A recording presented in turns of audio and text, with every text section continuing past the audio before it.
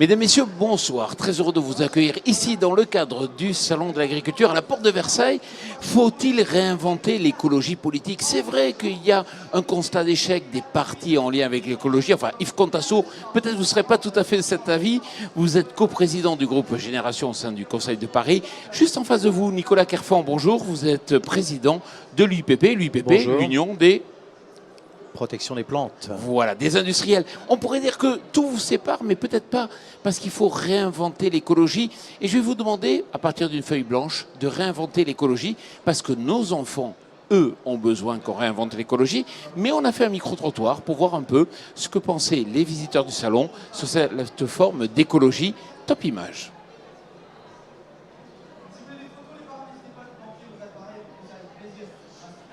Je pense qu'ils ne sont pas toujours entendus ou audibles. Et donc moi j'espère qu'en tout cas l'écologie soit encore plus portée par ces partis. En France en tout cas, ils sont très identifiés d'un côté, généralement à gauche. Alors que pour moi, l'écologie c'est pas un sujet de droite ou de gauche, c'est un sujet de société. Pour tous les citoyens, et aujourd'hui les partis politiques sont un peu trop politiciens pour inspirer les citoyens. C'est pas le parti écologiste qui va me faire que je vais avoir des actions écologistes dans mon quotidien. Peut-être que les médias justement ne montrent pas non plus toutes les choses que propose le mouvement écologique, et puis voilà. Ça n'intéresse pas, parce qu'aujourd'hui ce n'est que du lobby, c'est que des histoires à dormir debout. Non, le Parti écologiste a un problème de visibilité déjà, et a tout intérêt à se développer en local plutôt qu'au national, puisque les initiatives de transition énergétique doivent se faire en local tout simplement. Donc aujourd'hui non, je ne peux pas dire que je suis convaincue. Ma démarche écolo, elle vient de moi-même, par mes gestes du quotidien, et voilà.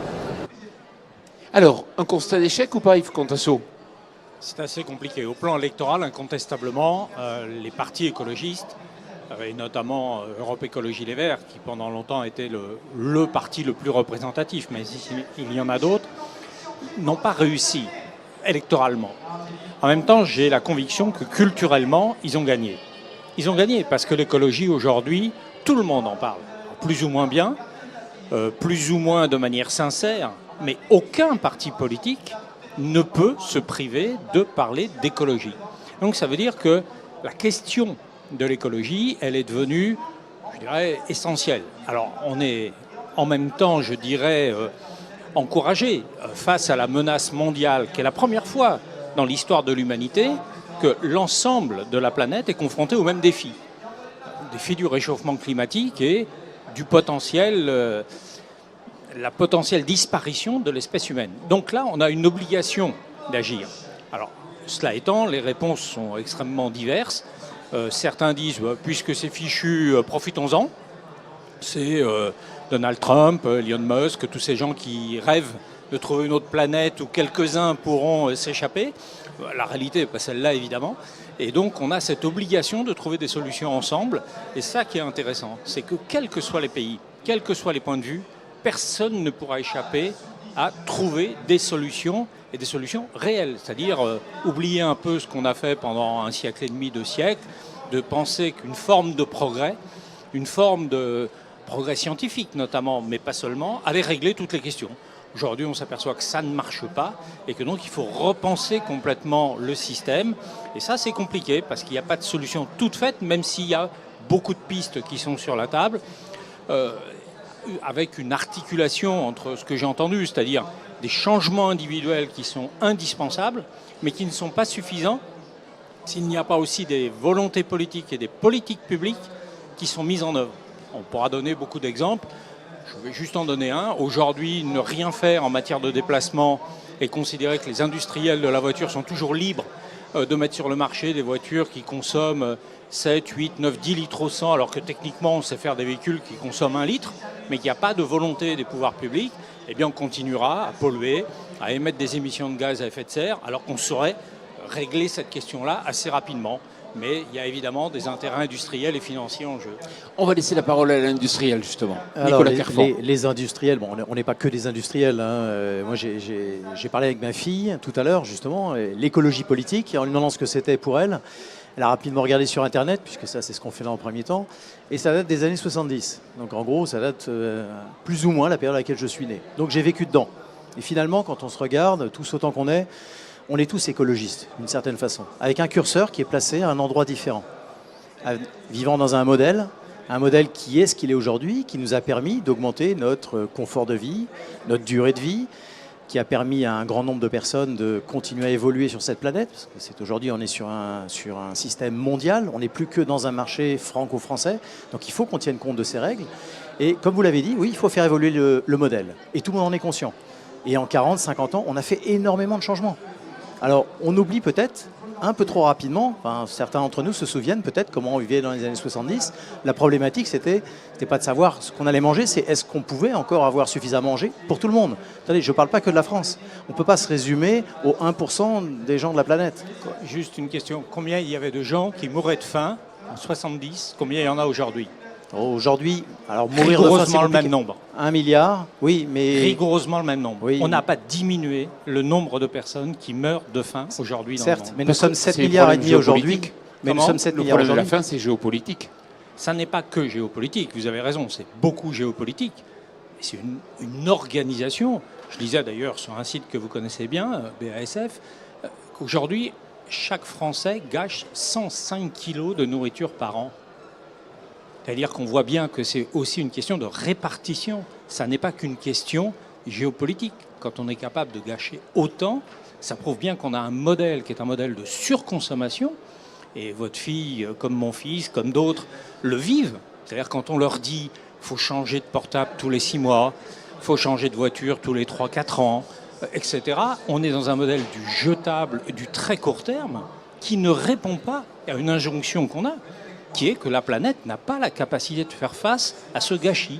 On est dans une société du gâchis, au détriment d'autres qui sont dans une société du manque. Ça, c'est évident. On fait des efforts quand même. Hein. Il faut quand même voir ce que je vois par la consommation de l'eau, par le tri sélectif, le recyclage, et ainsi de suite. Donc il y a beaucoup d'initiatives qui sont prises. Vous le disiez à un moment, effectivement, on a toujours le même nombre de personnes qui aujourd'hui meurent ou en tout cas sont dans une situation de précarité au niveau alimentaire. Sauf que il y a 50 ans, on était 3 milliards. Donc 1 milliard sur 3 milliards, c'est pas pareil qu'1 milliard sur 7 milliards. Donc on a quand même amélioré les choses. Aujourd'hui, on arrive à produire un peu plus. On a des aliments sains. Alors évidemment, on peut toujours aller un peu plus loin. Les aliments sont sains. Après, il faut s'occuper évidemment de la biodiversité. On vit tous ensemble sur cette planète et on ne peut pas imaginer que dans un jardin, il y en a un qui vit bien dans un coin et l'autre en train de pourrir le jardin. Quand vous dites les aliments sont sains, vous considérez que par exemple, vous, moi, vous, on est tous infectés avec des perturbateurs endocriniens. On a tous des résidus chimiques dans le corps. Ils viennent d'où? Mais la chimie, monsieur, c'est la nature. On n'en avait pas il y a 40 ans, 50 ans. Mais si, vous en aviez. Non, mais si. on n'en avait pas. Mais si. Aujourd'hui, tous autant qu'on est, on est de la chimie. La chimie, c'est la vie. Non. Mais si, monsieur. C'est pas de la chimie, c'est une somme de molécules. Nous sommes une somme de molécules. Enfin, c'est la un peu plupart facile, des ingrédients qui existent. Oui, mais la plupart des ingrédients qui existent sur cette terre. Et non, ils sont pas arrivés par l'espace quelque part. Donc on les a mélangés, on les a amenés, et nous faisons. En tout cas, c'est ce que nous faisons. Nous faisons confiance à la science, qui emmène un certain nombre de savoirs, et le savoir nous permet d'évoluer. Si on avait su, il y a une centaine de milliers d'années, que le feu, ça brûlait, c'était dangereux, on ne l'aurait jamais inventé, y compris la roue, et ainsi de suite, y compris l'avion. Donc c'est grâce à la science, c'est grâce à l'évolution que l'humanité a évolué. Alors évidemment, il y a des accidents, évidemment, on apprend de nos erreurs, et c'est ce que nous faisons. Et les normes, alors on parle de normes de sécurité, on parle d'un grand nombre de choses, évoluent au fur et à mesure. On le regarde dans l'aviation, on regarde dans les voitures. Une voiture aujourd'hui dans laquelle vous roulez, elle est toujours dangereuse, mais imaginez la voiture dans les années 70. Aujourd'hui, il est impossible de rouler avec cette voiture. L'aspirine qui aujourd'hui existe ne repasserait pas les normes si on l'inventait aujourd'hui. J'ai une voiture qui date de bien avant 1970, vous voyez, elle roule très bien et elle émet très peu. Une Porsche. Non, une vieille mais arrive, vous voyez, ça n'a rien à voir. Donc on n'est pas obligé de rouler en Porsche. Et aujourd'hui, une voiture qui pèse en moyenne 1 tonne 2, transporte 80 kilos de chair humaine, entre guillemets, parce qu'on a une inefficacité énergétique absolument fabuleuse. Et ça, on peut le multiplier à l'infini. Alors quand vous dites la science, moi je ne suis pas contre la science. Il faut effectivement de la recherche scientifique. La vraie question, c'est pourquoi faire et avec quelle garantie? Parce que par exemple, la science, c'est Tchernobyl. La science, c'est Fukushima. C'est aussi ça. Mais c'est aussi les vaccins. C'est aussi les vaccins. Mais c'est bien pour ça que je vous dis que ce n'est pas pour ou contre la science. C'est dire la science règle les problèmes, c'est pas vrai. Elle règle certains problèmes et elle en crée d'autres. Donc la vraie question à chaque fois, c'est quelles limites et pour quels objectifs. Ça me paraît fondamental. Or aujourd'hui, depuis en gros 30 à 40 ans, on a abandonné tout ce qui était réflexion sur des projets globaux de société, etc., avec une raison assez simple. C'est l'effondrement des pays de l'Est. À partir du moment où la guerre froide s'est traduite par l'effondrement du communisme, qui avait plein de défauts, et j'étais un des premiers à combattre le stalinisme et toutes ses dérives, il y avait un projet collectif. De l'autre côté, c'était l'individualisme, derrière les mots de libéralisme. Le résultat, c'est qu'on est passé dans le tout libéral, dans le tout individuel, dans le tout profit, au détriment du projet collectif. Et aujourd'hui, un des enjeux majeurs de l'écologie politique, c'est de dire face à ces défis mondiaux, comment peut-on articuler les libertés individuelles avec le projet collectif? Et c'est pour ça, quand j'entendais tout à l'heure quelqu'un dire l'écologie ne peut pas être de gauche, c'est l'inverse. Elle est forcément de gauche, entre guillemets, dans la mesure où elle induit de faire de la régulation. Ce qui est contraire, effectivement, avec le libéralisme qui, par principe, dit le marché règle tout. C'est compliqué. Laissez-moi réagir. Le marché ne règle pas tout. Je pense que le libéralisme permet à chacun d'apporter une valeur ajoutée à hauteur de ce qu'il considère être dans la droite ligne de ses valeurs. Aujourd'hui, je suis également patron d'une entreprise que je fais fonctionner et nous avons des valeurs très claires sur ce que nous développons, sur les produits que nous retirons, les produits que nous mettons en marché. Et ça doit apporter une valeur complémentaire. Il y a une création de valeur. Par contre, on a une responsabilité également, et là je sais qu'on nous rattrape très souvent en disant « oui, mais vous faites de l'argent ». Ça ne fonctionne pas si vous n'avez pas une création de valeur qui vous permet de réinvestir. Sinon, nous sommes un État, et ce n'est pas notre vocation, nous sommes une entreprise privée, et nous développons donc des solutions qui ne sont que des solutions qui apportent forcément un plus. Sinon, elles ne seraient pas utilisées. Je reprends la main sur le débat. Il faut écrire l'écologie de demain. Quand on discute un peu avec les jeunes, on sent quand même qu'il y a une rupture. C'est-à-dire que chez les jeunes générations, on remet en cause ce qu'on a dit pendant des années en disant c'est des petits gestes, l'économie d'eau, on va tirer la chasse à moitié, etc. Non, aujourd'hui, on ne retrouve plus ce message. On a quand même l'idée qu'il faut faire payer les grandes entreprises. Comment vous le ressentez, ça ? Alors, les Google, les GAFA, enfin, notamment. De toute façon, c'est toujours plus simple de faire payer ceux qui ont de l'argent que ceux qui n'en ont pas. Bon. Et l'État n'a pas de l'argent, puisque c'est l'argent public, c'est l'ensemble de la société. Donc il ne fait que rediriger, enfin de ce que je comprends, il redirige et il oriente les sommes en fonction de ce qu'il considère comme étant les attentes sociétales.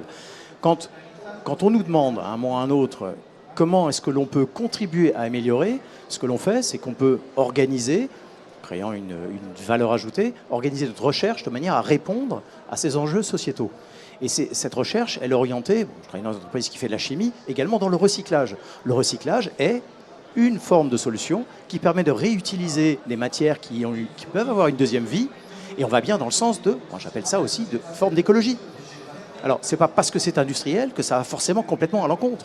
Si on regarde, et je vais juste terminer avec ça, si on regarde aujourd'hui l'ensemble des espèces qui vivent sur la planète, et si on reprend de façon très très lointaine, on est un tout petit morceau de quelque chose, et la nature elle-même a fait disparaître plus de 99% des espèces qui vivaient sur cette planète. Donc la nature elle-même fait le tri. Et on n'est qu'un passage sur cette planète. Donc à nous de faire attention à ce que ce passage soit propre, mais soit aussi suffisamment confortable pour qu'on puisse y vivre correctement. Yves Contasso. Je partage totalement l'idée qu'on est, comme le disait célèbre biologiste, le fruit du hasard sur Terre. C'est le hasard si l'être humain existe. Mais on peut dire comme vous, c'est fugace, c'est pas grave, on disparaîtra et d'autres espèces nous remplaceront. On peut le dire. Je ne suis pas convaincu que lorsqu'on est parent, ça soit le message d'espoir qu'on doit donner aux générations derrière nous. Moi, je n'ai pas envie de dire à mes 3 enfants, tu sais, c'est pas grave. Vous disparaîtrez peut-être, alors peut-être pas tout de suite, parce qu'effectivement c'est sur du temps très long, mais votre projet à long terme, c'est pas d'avoir une capacité à gérer intelligemment les ressources qu'il y a autour de nous.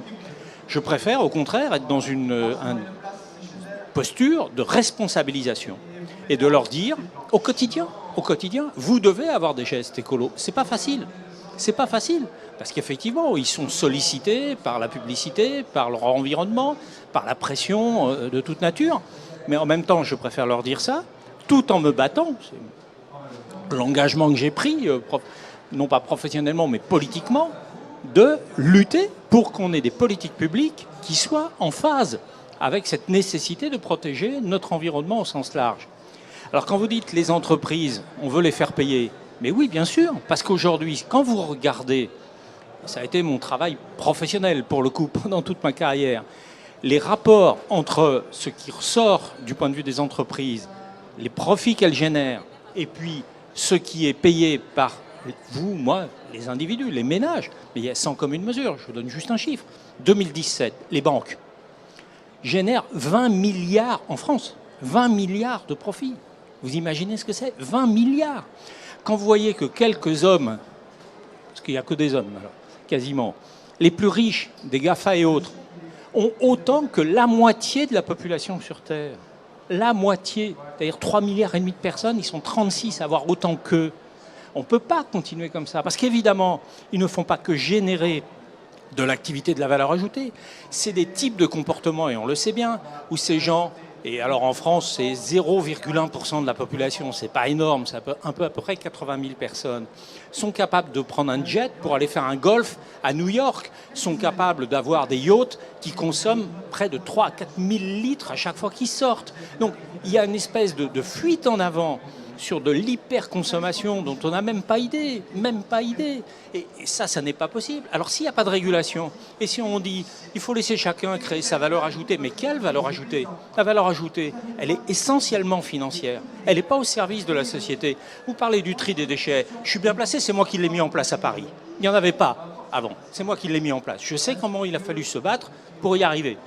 Et c'était pas simple. Donc oui, on peut avancer, mais pas sans régulation. Autre idée nouvelle, quand on discute un peu avec les jeunes, ils acceptent le malthusianisme. C'est-à-dire de dire il faut accepter l'idée, peut-être, de ne pas être trop nombreux sur cette planète. Et ça, c'était une idée qui était taboue pour nos générations. Comment vous réagissez, vous Alors, et vous? Je trouve ça assez incroyable comme discours, parce qu'en gros, ça revient à dire on a peur, en réalité, de la croissance démographique de l'Afrique. Ça n'est jamais dit comme ça. Mais la réalité est celle-là. Parce que c'est l'endroit où aujourd'hui la croissance démographique est la plus importante. Il faut savoir qu'un enfant français est plus prédateur, entre guillemets, pour la planète qu'une famille de 7 ou 8 enfants africains. Mais on ne se pose pas la question de dire, enfin sauf quelques-uns un peu fous, dire il ne faut plus qu'il y ait d'enfants en France.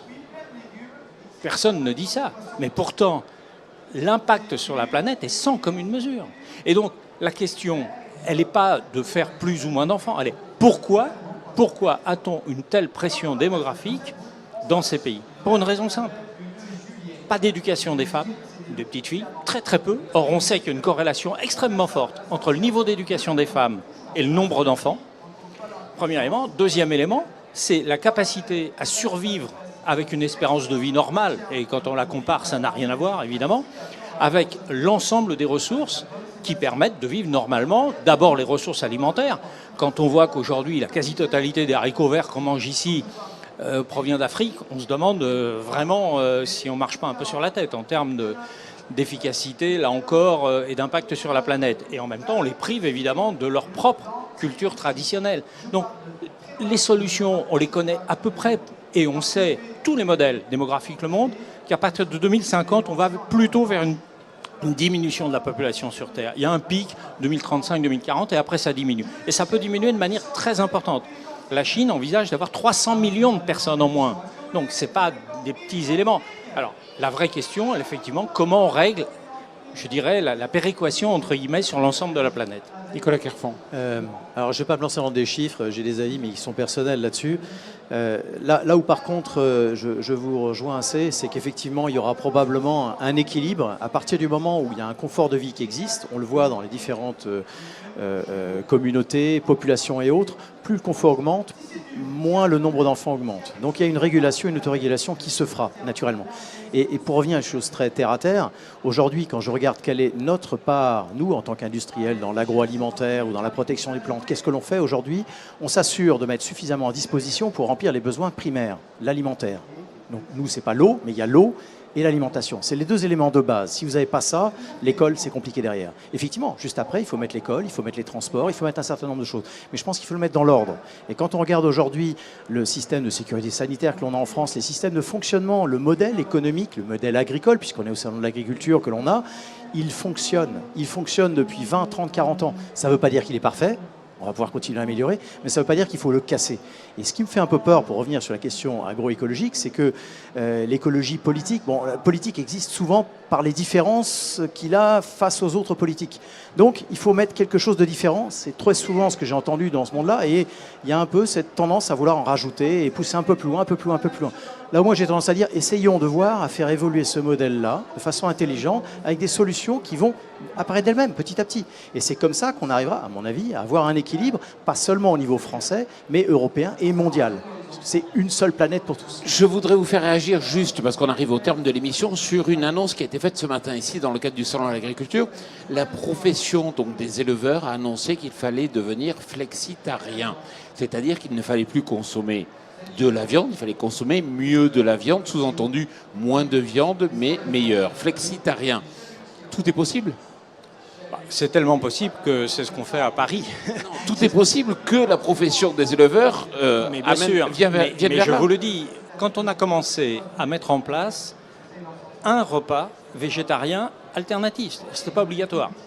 Dans les cantines, on a eu une levée de bouclier d'un certain nombre de parents qui ont dit « Nos pauvres enfants, mais ils n'auront plus leur quantité de protéines, de vitamines, etc. » Aujourd'hui, c'est devenu une espèce de règle et ça monte. Quand on voit la quantité d'eau, puisque vous parliez de l'eau, qu'il faut pour produire un steak, c'est effrayant. C'est effrayant. Moi, j'ai souvenir, alors vous n'étiez pas né, puisque vous avez dit que vous étiez né en 70, de la campagne Suivez le bœuf de M. Missoff. On nous disait qu'il faut manger beaucoup, beaucoup plus de viande. Pourquoi ? Pas pour des questions sanitaires, pour défendre la filière. Ce n'était pas du tout une question de santé ou de nourriture. C'était pour des raisons économiques. Et donc, on nous a dit manger de la viande tous les jours. On a fait sauter le vendredi, où c'était sans viande pour des raisons religieuses, dans les écoles. Il n'y avait jamais de viande à la cantine le vendredi. Et puis, on est passé à la cantine le vendredi avec la viande, et puis pour certains 2 fois par jour, etc., etc.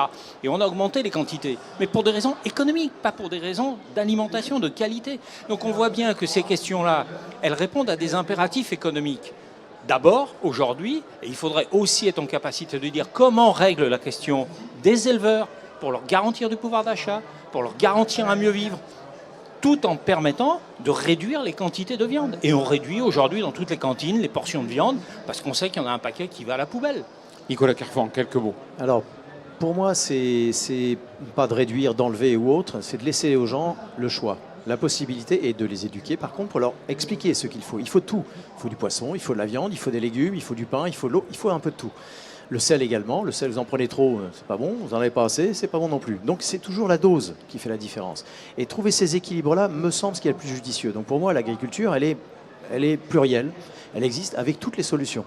Et je souhaite que l'on arrive à accepter ces différences-là. J'ai aucun problème qu'il y ait des gens qui soient véganes, très bien, c'est libre à eux. Et s'il y a des gens qui sont, on dit des viandards, eh bien très bien, s'ils aiment ça, pourquoi pas ? Je ne suis pas viandard, mais je mange de la viande, j'aime la viande. Aujourd'hui, sur le mot, les mots utilisés, moi je me souviens d'un mot qui a été amené il y a 2 ans, quand on arrivait justement avec l'agroécologie un peu poussée et autres, on parlait de la simplexité. Donc d'arriver à trouver des solutions qui avant étaient réglées simplement, qui demain seront réglées de façon complexe sur des problématiques qui elles-mêmes étaient simples. Parce qu'on a de moins en moins de solutions, parce qu'on a de plus en plus de règles, parce qu'on a de plus en plus de complexité pour améliorer les choses. Ça fait partie des choses qu'il faut que nous acceptions, c'est de plus en plus complexe, mais il faut surtout le temps pour y arriver. C'est cet élément-là qui pour moi est extrêmement important, que les gens aient le temps de s'y adapter. Nicolas Carfan, Yves Contasso, merci beaucoup d'avoir su discuter, échanger et puis peut-être construire l'avenir de l'écologie. Merci à vous, et puis merci à vous.